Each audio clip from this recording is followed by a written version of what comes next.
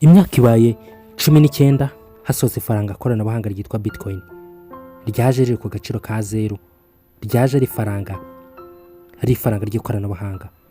Rikoreshwa na mudasobwa, hakabaho guhererekanya amakuru kwa mudasobwa imwe yajyana mu yandi makuru yakirwa n'indi mudasobwa. Umuhuza haba yitwa blockchain. Iri faranga ryakozwe n'uwitwa Satoshi Nakamoto. Bivugwa yuko ari umuntu utazwi, ariko nubwo atazwi yaje ahindura byinshi ku bijyanye n'amafaranga. Ifaranga koranabuhanga ryaje hari nk'ikintu kitumvikana, nk'uko mu myaka yashize, mu myaka ibihumbi n'ibihumbi abantu bajyaga guhaha bagahererekanya ibicuruzwa, serivisi ku yindi serivisi. Niko haje paper money, ibyitwa amafaranga, ibyitwa ibiceri. Abantu bakazajya bafata amafaranga aho guhererekanya igicuruzwa ku kindi, umuntu agahererekanya n'undi mafaranga, undi akamuha igicuruzwa. Ngayo nguko uko ifaranga koranabuhanga ryaje rije guhindura systeme yari isanzwe, systeme ya banki, aho ujya kubitsa amafaranga yawe kuri banki. Aya mafaranga yawe akaba kontrolwa na banki, yashaka ikaba yaguha n'ibihano ntubashe kuba wakora ku mafaranga yawe. Nyamara cryptocurrency yaje ari igisubizo, aho nta muntu ukwiye kumenya ibyawe, amafaranga yawe, ubutunzi bwawe, ibyo utunze byose ntawe ukwiye kubimenya usibye wowe wenyine. Bitcoin ikimara kuza yakurikiye n'izindi coin nyinshi zigiye zitandukanye zaje zishingiye kuri iyo faranga. Nubwo ryari faranga ryatangiye riri ku gaciro ka zero, harimo abicujije, harimo nk'uwagurishije Bitcoin z'ibihumbi 10 azigurishamo pize ebyiri. Ni ukubera ko hari abantu batabasha gutekereza ku hazaza, bumva ko babonye amafaranga icyo kuyakoresha nyine no kuyarya. Ethereum yaraje nayo, haza nk'izindi nka za XRP, haza zishingiye kuri Bitcoin zitwa alternative coin cyangwa se altcoins. Aya mafaranga iyo Bitcoin yazamutse nayo arazamuka, yamanuka nayo akamanuka. Bisobanuye ko aya mafaranga akarukira Bitcoin.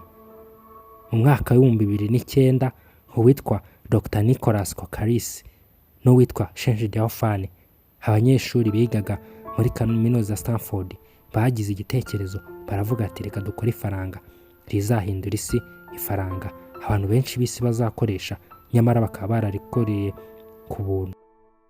Ifaranga ryaje rifite imikorere itandukanye na Bitcoin, dore ko Bitcoin kuri mininga yasabwaga mashine, mudasobwa zifite imbaraga ndetse zisaba umuriro mwinshi. Dr. Nicholas ndetse na Shenji Diaofane batekereje uburyo bakorera ifaranga ryitwa Pi, ku buryo umuntu azahari mininga hatifashishije mudasobwa, hakafashisha telefone ngendanwa, kandi hagakoraho rimwe ku munsi, ubundi amafaranga akibara, amafaranga hagatangira kuba yayarya mu gihe runaka rya faranga rigiye ku isoko. Iri faranga ryagize uburyo bugiye butandukanye bwo gukuramo amafaranga, harimo nko gutumira abantu, ndetse iri faranga ubu tuvugana rikaba riri ku isoko. Abenshi hari community bashyizeho bitwa GCV, Global Consensus Value. Iyi ni community yavuze yuko Pi izaba ihagaze mu 314.59. Bagendeye ku gaciro ka Pi mu mibare. Ubundi Pi mu mibare ifite agaciro ka 3.14.59. Aba rero bafashaga agaciro ka Pi mu mibare bakuramo akadomo, baravuga bati iri faranga nyamara ni faranga rikomeye, reka turyite ko rizaba rifite akagaciro k'314.59. Ese byagenda bite iri faranga riramutse rigize agaciro nk'aka ngaka, aho iri faranga rifite total supply irenga biliyoni 100? Ibaze ufashe biliyoni 100 ugakuba n'agaciro ka GCV, amafaranga ni amafaranga utabasha gushyira mu mibare, ni amafaranga utabasha kwiyumvisha. Abenshi batekereza ko Bitcoin izaba ari ryo faranga rishobora kuzaba ari ifaranga rikomeye, abandi bagatekereza ko Pi izaba ari ifaranga rikomeye. Pi ngifite intego yo kuzajya yifashishwa mu mihahirane. Muri bukadutangira nababwiye ngo abantu bajyaga bafata amafaranga bakahahamo ibicuruzwa, ariko mbere yaho habanje ko abantu bafataga ibicuruzwa bakabivunjamo ibindi bicuruzwa, hakabamo guhererekanya. Payi rero noneho yo irashaka gufata noneho rya faranga koranabuhanga ikazajya ryifashisha mu guhaha ibicuruzwa na serivisi. Murumva ko cyaba ari ikintu gishyashya kuba abantu batangira guhahisha ifaranga koranabuhanga mu bicuruzwa na serivisi. Byaba byiza agaciro kabaye ari keza, ari nk'uko n'undi GCV yabitangaje. Nyiri Payi Dr Nicolas Kokarisi we nta kintu aratangaza kujyanye n'agaciro. Gusa Payi igeze mu buryo bwa open mainnet. Ahangaha ni uburyo rya faranga rishobora kwifashishwa mu guhaha, rikaba ryakwifashishwa mu koherezanya, dore yuko n'amasoko agiye atandukanye akomeye nka OKX n'izindi yamaze kulistinga Payi. Ubu tuvugana Payi iri ku mwanya wa 11 mu mafaranga koranabuhanga akomeye ku isi.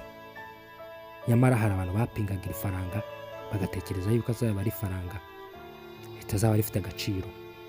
Iri faranga umuntu wamayininze byibura Payi 1000 akazaba atarazirokinze zose, akaba yarazigurishije, nubwo kuba yarazigurishije yaba ari mu bantu bashobora kuzamera nka wa wundi navuze wagurishije Bitcoin 10,000 akazigurishamo pizi 2. Uyu muntu waba ugurishije Payi kuri iki giciro mu mwanya mutoya yaba ari umumiliyonera, ariko mu gihe kizaza yaba ari mu bantu bicuza impamvu bagurishije Payi zabo. Yaba ameze nka wa muntu waguze pizza akaziguramo Bitcoin 10,000, agatanga Bitcoin 10,000 bakamuha pizza 2. Ese ni ukubera iki abantu rimwe na rimwe batajya baha agaciro ubutunzi bafite? Niba warakoze subscribe kuri iyi channel, ndakubwira ati Payi ni ubutunzi bwawe, Payi ni ahazaza hawe, dore ko cryptocurrency bavuga yuko ari store of value. Ibihugu bigiye bitandukanye biri gushyiraho uburyo nabyo byazaba bikoresha ifaranga koranabuhanga ryabyo, ari byo Central Bank Digital Currency CBDC. Ubu ngubu leta y'u Rwanda nayo iri gutekereza uburyo yazashyira mu bikorwa ifaranga rya CBDC, uburyo umuturarwanda wese yazayifashisha ifaranga koranabuhanga muri serivisi zigiye zitandukanye nk'uko yari asanzwe ahaha. Niho isi iri kugana, ni nayo mpamvu niba utaramenya cryptocurrency ukwiye gukora subscribe kuri iyi channel kugira ngo uzajye ubona amakuru agendanye na cryptocurrency. Ndabashimiye, Imana ibarinde, mwibuke gusharinga abandi iyi video, mukomeze kugubwa neza.